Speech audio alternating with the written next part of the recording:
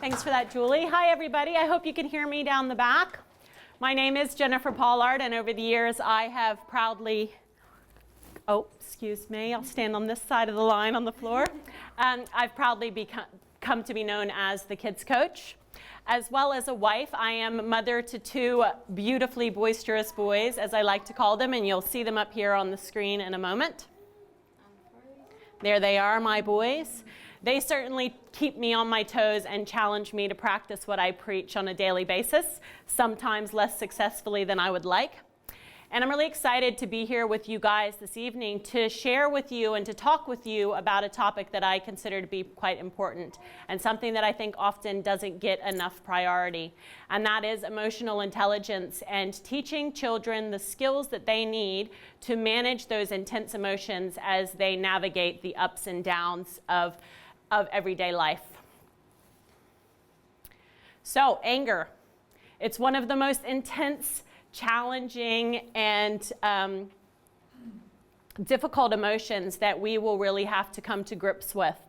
But luckily, there are strategies and techniques that we can put into place, that we can develop and learn, that will really help us to tame those tempers and handle our problems more constructively.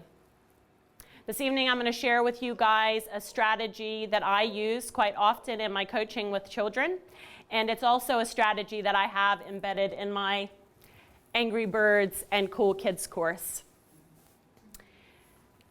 And that is called the Temper Taming Triangle. So as you can see, there's 3 steps to the triangle. I don't know if you guys down the back can see it, but the 3 steps of the triangle correspond to the 3 points. And those are to name it, tame it, and reframe it. And over the next 20 minutes, we're going to delve into each of those steps in a little bit more detail. While we do that, I want you to keep 2 things in mind. Number 1, how you can use this and apply this to the children in your life, whether that be in your preschool, in your classroom, or with your children at home. But also how you can apply these strategies to yourself in your own life. Because as some of the other ladies here tonight have already mentioned, it's really important that we can model that emotional intelligence and effective emotion management and really lead from the front and create that calm environment. That's the ideal situation that we're all aiming for. So let's get started.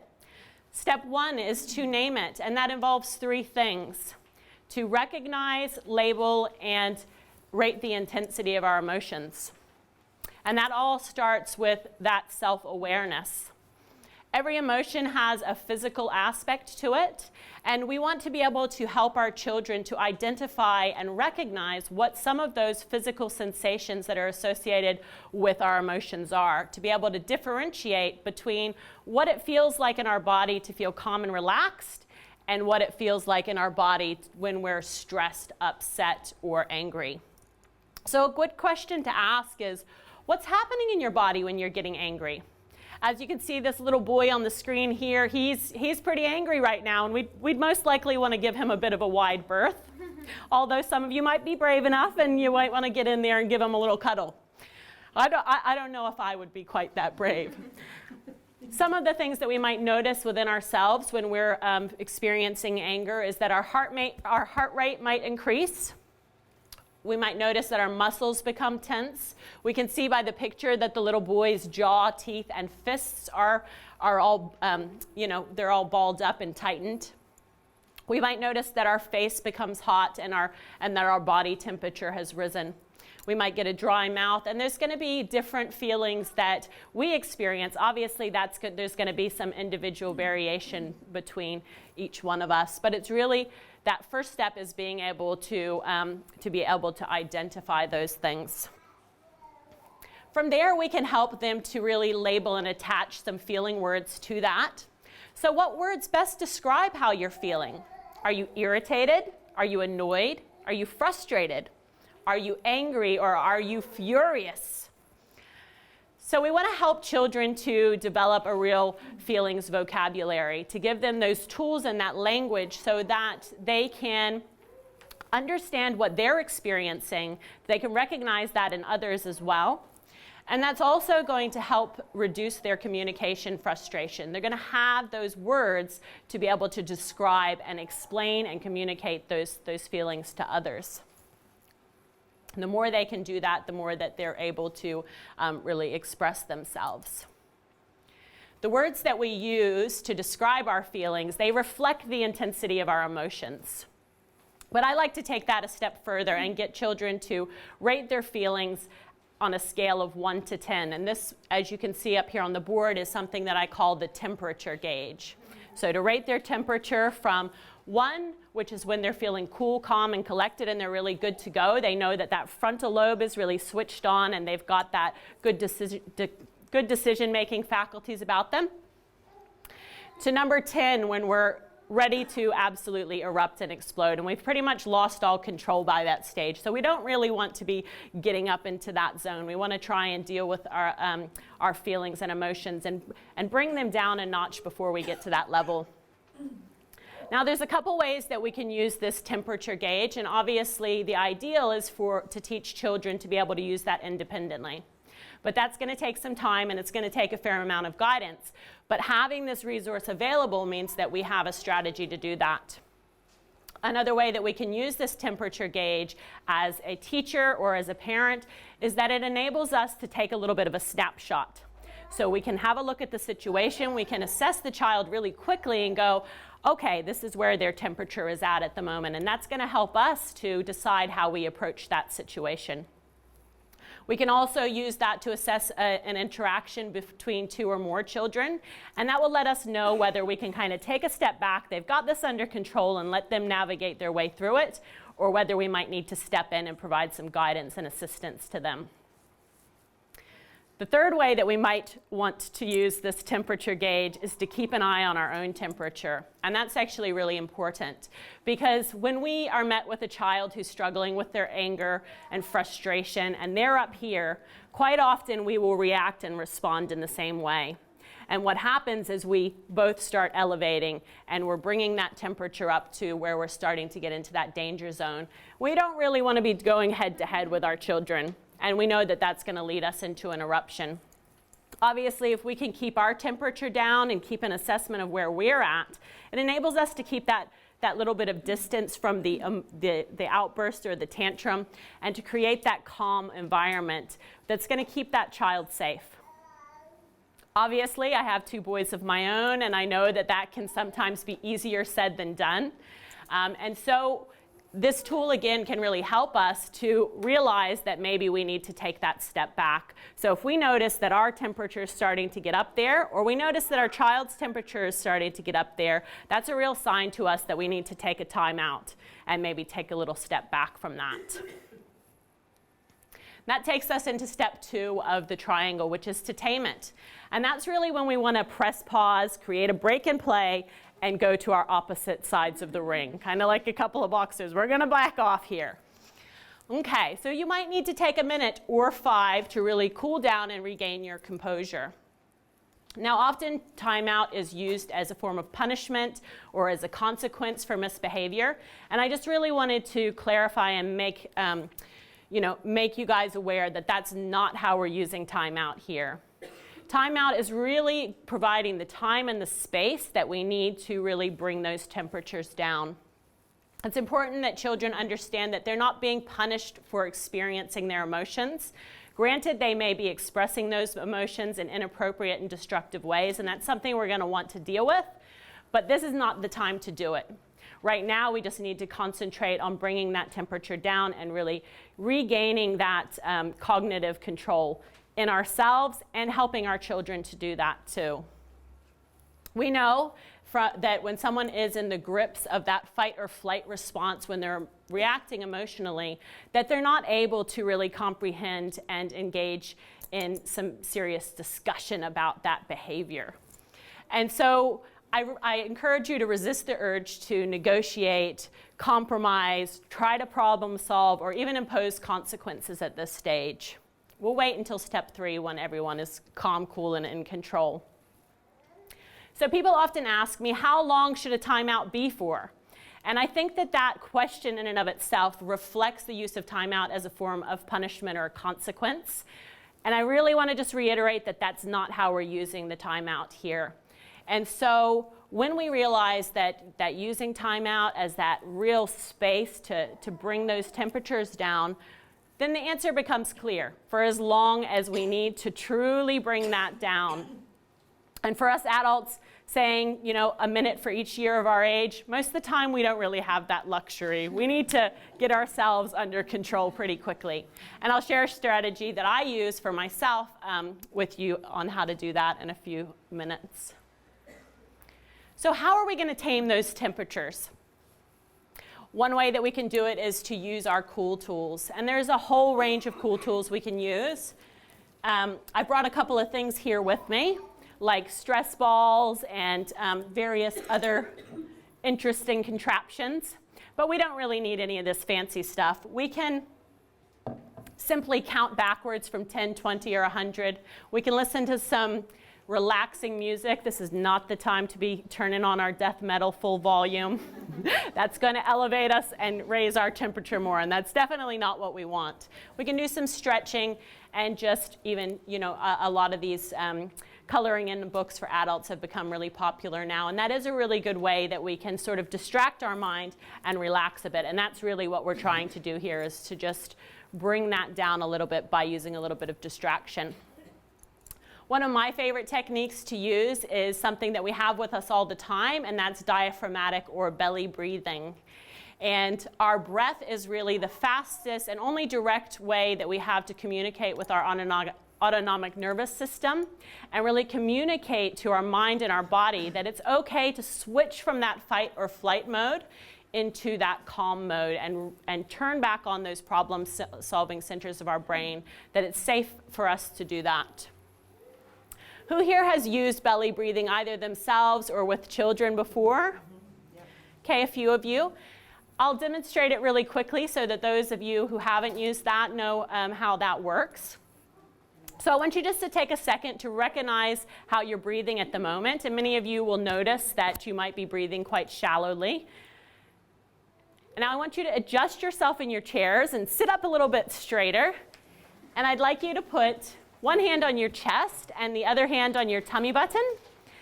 And I'd like you to imagine that you have a giant balloon inside of your body there. And when you take a breath in, nice and slowly, I want you to imagine that that balloon is filling up with air. While you're doing that, I want you to try and keep the hand on your chest as still as possible. So we're really trying to direct that air down into our tummies. And what I recommend is that we do that, you know, a couple of times, at least 3 times is a good suggestion. While you're doing that, hopefully that will calm and relax everyone. I'll give you a few tips on how to use these cool tools. So it's a really good idea that we introduce these cool tools to children ahead of time and that we give them the opportunity to practice these, because learning how to use our cool tools when we're in the heat of that moment, that's not going to be a go. We need to have had experience with this and be really comfortable with these strategies. And so one thing that I get my boys to do every night before they go to bed is to practice that belly breathing. And I get them to take their 3 breaths. And now I can just go in and say, okay, boys, time to take our 3 breaths. And they take those 3 deep breaths into their tummy, and it really sets them up for a nice, relaxed sleep. Usually by the 3rd breath, they're already yawning and they're on their way on into dreamland, which is something that we can all appreciate. The other thing is that we can design a spot in our classroom or in our preschool or even in our home that is like a cool down space. In my Angry Birds class, we like to call it our nest, and I see this awesome contraption right here that looks like it would be absolutely perfect for that kind of thing. This is a place where you might like to make cool tools available, or where you might want to put up some posters about some of those internal strategies that we have available to ourselves all the time. We might want to hang up a picture of the temper taming triangle as well, just so that it's front of mind and that we can easily guide children through that process. So once we've got ourselves cool, we're ready for step 3 of the triangle, which is to reframe it. And I really encourage you guys to really sort yourself first. And here's that tip that I said I was going to share with you that I use, and it's very quick. And I've actually borrowed this from rugby, of all places. And Of course, that's quite appropriate as we're entering into the Rugby World Cup this weekend.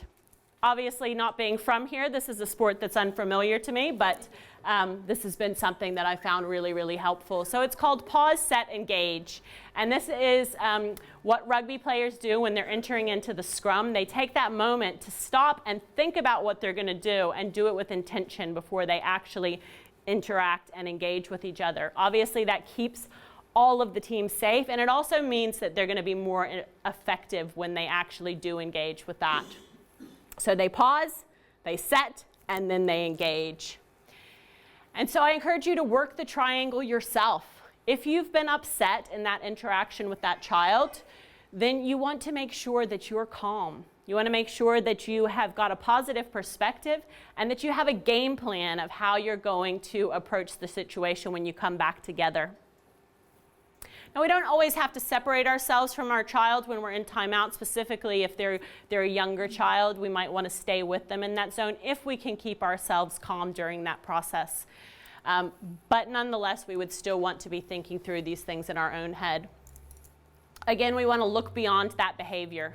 Behavior is a form of communication, and children will use their behavior to communicate what they can't do verbally or otherwise. So what's really going on for that child? What's going on at a deeper level?